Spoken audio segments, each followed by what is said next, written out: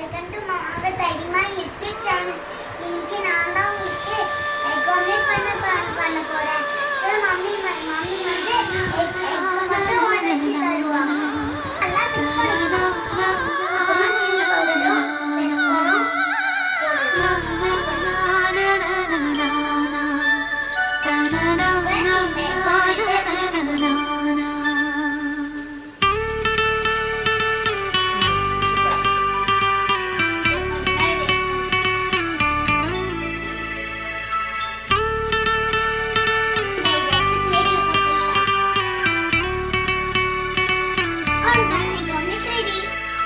புல்வெளி புல்வெளி தன்னில் பனித்துளி ஒன்று தூங்குது பாரம்மா.